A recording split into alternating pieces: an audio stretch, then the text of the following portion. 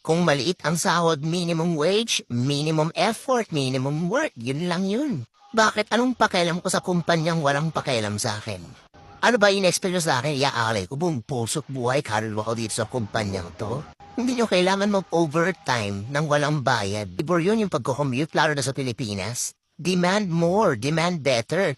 Hindi kayo pinag-aral na magulang yun ng 4 na taon sa college para alilain lang tayo ng kung sino-sino mga boss at manager nyo. Sa mga boss at manager dyan, hindi kayo astig.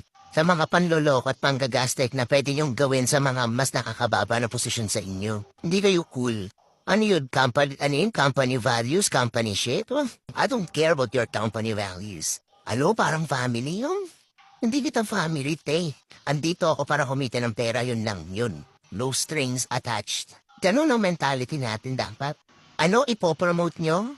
Ako ipopromote nyo tapos dadagdagan nyo yung